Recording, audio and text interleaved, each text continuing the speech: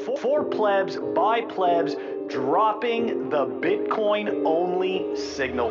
Pleb Underground.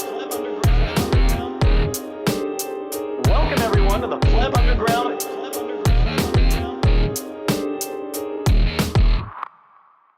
Welcome back, everyone.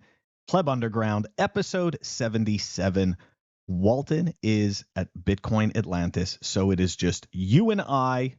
Let's dive right into it. We're going to move over to the numbers, brought to you by Time Chain Stats and sponsored by BTC Prague. Come join your fellow European Bitcoiners at BTC Prague 2024. It's going to be the biggest, most influential Bitcoin event in Europe, and you don't want to miss this. Get your tickets now. They've got awesome speakers. It's going to be June 13th to the 15th. Use the code PLEB for 10% off your ticket price at BTC Prague, and you can get that at btcprague.com. Use the code PLEB for 10% off your ticket price. It's going to be an amazing venue, awesome speakers, great memories. You get to meet fellow Bitcoiners. The beautiful, beautiful city of Prague. That's right, guys. btcprague.com. Check it out. Let's dive into the numbers. At the time of this recording, the block height is 832,991. The Bitcoin fiat exchange, 62,242.40. It's actually moving pretty quickly here as we're recording. Anyways, the total public lightning capacity, 4,609 Bitcoin. Moscow time, 1,606. Wow, it's been a long time since we've seen this.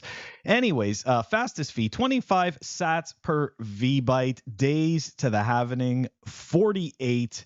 Guys, it has been a very eventful week. We've probably seen one of the most exciting weeks in Bitcoin. Maybe the last 2 weeks have been maybe the most exciting. Anyways, guys, there is so much FUD going around, and I figured that, we're going to pull some of this FUD in for the numbers. All right, we are taking a look at a tweet from Mononaut, and here we go. Bitfinex hackers forfeited coins are on the move.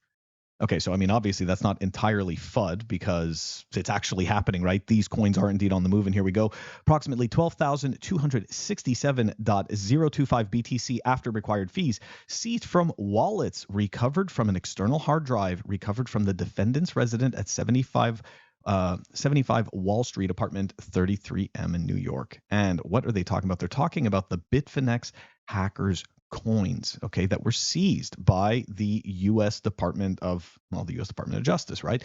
Anyways, for the people who don't remember this story, I figured we would dive into it a little bit here for the numbers. So let's go. This was article August 3rd. Bitfinex hacker and wife plead guilty to money laundering conspiracy involving billions. Okay, married couple from New York pleaded guilty today to money laundering conspiracies arising from the hack and theft of approximately 120,000 Bitcoin from Bitfinex. Leah, I don't know, I'm not pronouncing that right.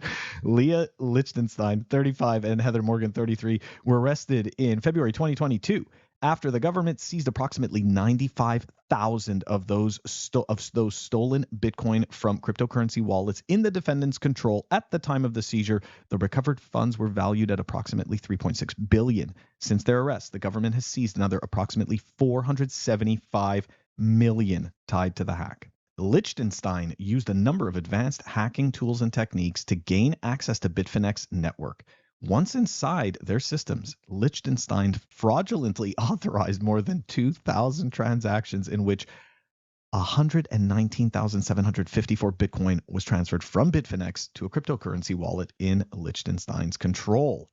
Lichtenstein pleaded guilty to conspiracy to commit money laundering, which carries a maximum penalty of 20 years in prison. Morgan pleaded guilty to 1 count of money laundering conspiracy and 1 count of conspiracy to defraud the United States. So why, how does that end up being FUD? The numbers are obvious, right? 120,000 Bitcoin. Now, it's a coincidence, right? It's a coincidence that this happens at the after the ETFs go public, right? And then so the ETFs get approved, they go public, they start trading. GBTC converts its fund. All of a sudden, they can start liquidating their BTC, which obviously is conveniently going to the ETFs. And now, lo and behold, the U.S. government releases 120,000 Bitcoin, which most likely I think is going to end up in the ETFs. I mean, look, there is no surprise here. I mean, I don't know what else we can really expect. But look, I mean, I think it's about time. I think that for the people who are worried, right, that this is happening and oh my gosh, all of a sudden the Bitcoin price is going to crash and everything. Look, from what we're seeing from the ETFs, they're buying thousands of Bitcoin on a daily basis, whereas only 900 new Bitcoin are being made, right, are being mined every day. So the ETFs are gobbling up a lot more supply than we can expect. So at some point, right, the rubber's going to hit the road. And we may end up seeing, a massive bump in the Bitcoin fiat exchange. Anyways, guys, look, it doesn't really matter. The reason why I like to point out these articles is because just because it's something that's happening, it doesn't mean that like it's over. That's it. This big moment is happening, and all of a sudden these terrible things are going to happen. No, Bitcoin is going to move. Right? Like there is going to be people that have Bitcoin. There's going to be institutions that have it, and all of a sudden it's going to move, right? And that may temporarily, right? That I shouldn't even say may, it will temporarily affect the price. That wraps up the numbers, and we're going to move it on over to REKT. REKT is brought to you by BTC Pins. Check them out at btcpins.com. Use the code PlebUnderground for 5% off awesome Bitcoin themed pins. Yep, that's right. I'm always going to show my collection because I freaking love it. And I got to get some new ones. Anyways, use the code PlebUnderground for 5% off at btcpins.com. Welcome back, everyone. Let's take a look at what we've got for REKT. So this was an interesting tweet. Yeah, not a good sign, right? In my eyes, the last time they told us the things that the banking system was resilient was right before the mortgage crisis in 2008. Okay. And we all saw how that turned out. So yeah, when you see a tweet like the White House, the banking system remains sound and is resilient. Are you trying to convince us, or is the White House trying to convince themselves? Anyways, if that wasn't more of an endorsement for Bitcoin, I don't know what is. So it's kind of a weird tweet, though, isn't it? Just randomly, like why? It's like somebody who just woke up this morning and felt, you know what? I think the people need to be reassured. Let's tell them. Banking system remains sound and is resilient. That ought to do it. I don't know. I don't think that's good. Anyways, moving on. So, yeah, no surprise that Elizabeth Warren is in REKT, right? So here we go. According to research from the Federal Reserve, corporate profits accounted for all of inflation from around July 2020 to July 2021, and 41% of all inflation from around July 2020 to July 2022. We must tackle corporate price gouging head on. I'm staying in that fight. This is so pathetic. Okay, so first of all, it's got community noted, which unfortunately only the people who interact with the tweet are going to see the community notes. But this is fantastic. Let's take a look at the community note. Federal Reserve reports link these profits with inflation, but show the profits were largely due to the U.S. government's stimulus packages and lower interest expenses, not price gouging. These profits follow trends from prior recoveries and returned to pre-pandemic levels by the end of 2022. Okay, so that's very nice and everything, but I think it actually misses the point. And I put out this tweet, okay, and Elizabeth Warren can say whatever she wants about inflation. Okay, this is from the IMF, right? Like the other evil organization. So this is the IMF's definition of inflation. If the money supply grows too big relative to the size of an economy, the unit value of the currency diminishes. In other words, its purchasing power falls and prices rise. So yeah, guess what? This inflation that Elizabeth Warren is talking about, it's not corporate price gouging. Okay? This is complete and utter nonsense. And unfortunately, all that's really going to happen, right, is that the middle class people, okay, and the smaller businesses are going to find themselves attacked, and they're going to find themselves having to jump through more bureaucratic red tape, okay, that the larger institutions can easily afford to work around and also afford to be able to use loopholes. So to me, like it just seems like she's just attacking the little guy. You know, the person that she says she's standing up for. And again, it's not about her personally. It's just about the particular messaging. It just seems that it is geared towards actually making the little person's life harder under the guise of standing up for them. And I just don't buy it. Anyways, it's just terrible. It really is, because I do know some people who have indirectly worked with Elizabeth Warren and have on many occasions talked about the wonderful things that she has done, right, for women and families. So it's just like, this is kind of this is the problem of the broken money, I believe, right? I'm painting it with a broad brush because I think that, like all Bitcoiners, or at least most Bitcoiners, I believe if we fix the base layer of money, then we can begin to tackle all these other issues. And I'd like to believe that somehow these people, right, that maybe believe they're doing the right thing for everyone, I think that under a Bitcoin standard, maybe they'd be more empowered to do the right thing. I don't know. Anyways, it's absolutely brutal, guys. The corporations are not gouging, okay? They are not price gouging. All of this is a show to keep everybody's attention away from the money printer, which never stops. Anyways, Elizabeth Warren, this messaging, REKT. Let's move on. Moving on to our last story for REKT. So look, the Bitcoin ETF, contrary to Jim Cramer's lovely words, is a success. Okay. And it has been a success. And it's actually been one of the most successful products. If I'm not mistaken, it's the most successful ETF product in history. But anyways, it's gotten a lot of shitcoiners really excited, okay, over an ETH ETF. And they like to pretend that ETH has the same qualities of Bitcoin. Okay. But it really doesn't. Okay. It has a completely infinite supply. There's a 70% pre-mine. The ETH Foundation pretty much manages the majority of the funds for ETH and manages the decision making. And of course, Consensus is owned by JP Morgan. Okay, so I mean, like, I'm sorry, like it's just not Bitcoin. Okay, it's just not Bitcoin. But anyways, this was an interesting comment from Eric Balkunis. Okay, and here we go. Because obviously the ETH people want their ETH ETF, right? So here we go. He's saying, it's not to disparage ETH lovers. It's just me mapping the data, and anecdotally, ETH ETFs will be nothing close to the Bitcoin ETFs. Okay.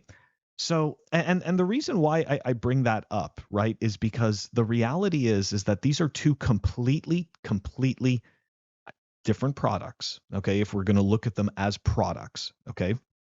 And one of them has these incredibly desirable qualities with sufficient decentralization, okay, and no central authority, whereas the other one does not have sufficient decentralization. I'm talking about ETH, okay, does not have a hard cap. So it can be created at will. And of course, the people who understand ETH know that, what is it? The max yearly cap is like 18 million ETH, I think, that can be created. So it's a bit of a juggling. But the other problem to it is that ETH's monetary policy can be changed. Right now, ETH developers are talking about changing the monetary policy because they're realizing that too many people are staking ETH. So look, guys, this is nothing like Bitcoin, okay?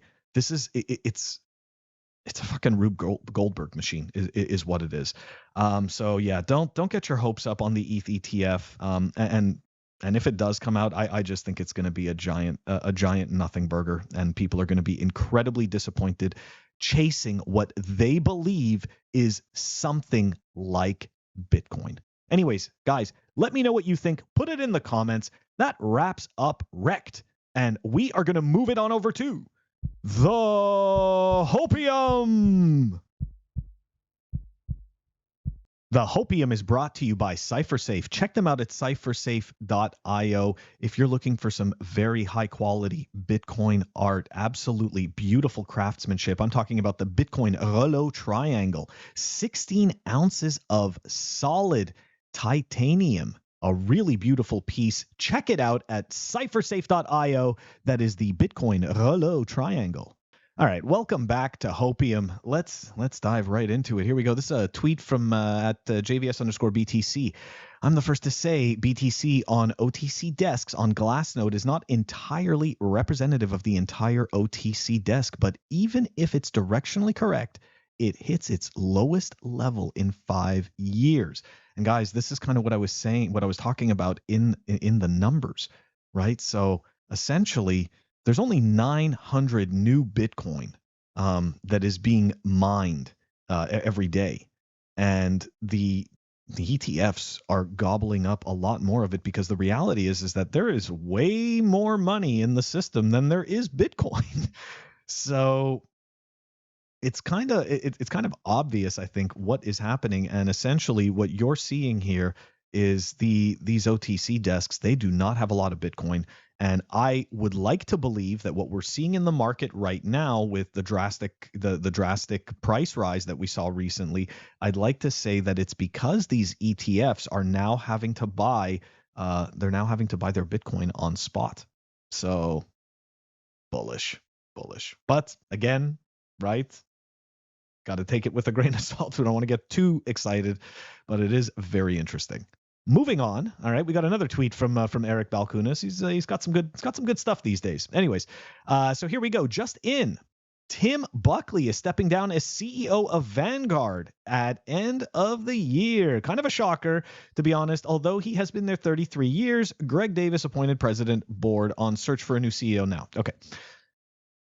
All right. So I know people are saying that it's a surprise. Okay. I know that some people are like, they're saying, well, it's not related to the Bitcoin ETFs. He's been there for 33 years. Okay. So look, there may be some truth to that. But I could tell you this, the Bitcoin ETF discussion has been going on for a lot longer than like 6 months or 8 months. It's been going on at least a year. If you think for a second that these banks, right, that these institutions didn't start maybe even discussing the rails like 2 years ago, if not more. I mean, look, Fidelity's been looking at Bitcoin since 2017. Okay, so the idea that like this is just random and sudden and, like it was, not random and sudden, but the idea that like this had nothing to do with the Bitcoin ETFs, I think it had a little to do with the Bitcoin ETFs. And I'm going to call it now. I think that after this guy leaves and you're going to get a new CEO, they're going to start offering a Bitcoin ETF product, right? But for sure, him leaving, right? Tim Buckley leaving has nothing to do with that. Guys, nothing just happens in a fucking vacuum. Okay, like I'm pretty sure that he pissed off a lot of people. Listen, bet you if those ETFs would have failed, he wouldn't be leaving. Okay, but they were a huge success. And Vanguard, okay, even though Vanguard is like a very safe, it's like a safe investment house, I'm pretty sure there's a whole lot of people that are pissed off at missing that alpha. Just my opinion. And we'll see, right? Reality is going to play out and we'll see what happens. Anyways, moving on from here. Okay, for the last story for the Hopium, we are taking a look at this tweet from Documenting BTC. The World Economic Forum reports Bitcoin mining is helping protect endangered animals in Congo's national forest. Okay. Shouldn't be too quick to cheer for the World Economic Forum. That's first of all. Second of all, do we actually think that Carl Schwab, the eat the bugs and, you will be happy and have nothing. Do we really think that those people, all of a sudden are warming up to a censorship resistant, not centrally controlled or issued form of digital money? Like, do we really think that? Like, I mean, okay, so look, there's members of there's the head of the blockchain council, right? Aya Miyaguchi from the World Economic Forum sits on the ETH Foundation board, right? There's 3 people that are on the board of the ETH Foundation, and she is one of those 3. Okay, so do we really think that those people are all of a sudden warming up to Bitcoin when they have this whole other ecosystem that they can completely control and manipulate? I don't really buy it. The other thing is this, right? The World Economic Forum also endorses this other shitcoin called Cello, which has this system called sacred economics or something like that. Anyways, just some bullshit nonsense, right? It's just some centrally issued token, right? That you could just, pump the bags and pretend like it's actually doing something. But anyways, my point is, do we really think that the World Economic Forum is actually warming up to Bitcoin? Or is this just some kind of way to get people to lower their guards? I don't really know. But I'll tell you this.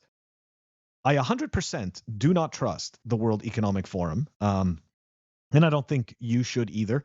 I think if you take a look at their track record of the messaging that they've had throughout their history, I think that the messaging is very clear, okay, and that the messaging is this: we know better than you, okay, and we should be running things. So just trust us, and we're going to make everything better, which we have already seen throughout history time and time again. That trust us shit has never led us to a good place. It always ends with problems, okay? So that is not going to work. I don't buy it for a second. I am definitely weary of the World Economic Forum. I'm going to continue to pay attention to their messaging. At the same time, they haven't given up on their 2030 plan. So just because we see some rosy little thing like that, I think that we shouldn't. I think that we shouldn't ignore the bigger picture. Anyways, guys, that does it for today's episode. Don't forget to check us out on our audio-only platforms, Apple Podcasts, Spotify, and Anchor. If you want to stream us sats, check us out on fountain.fm. You can stream us sats through Breeze. Don't forget to like and subscribe. Catch you on the next one. More toxic than the most toxic Bitcoin maxi ever. They said he's more toxic than the most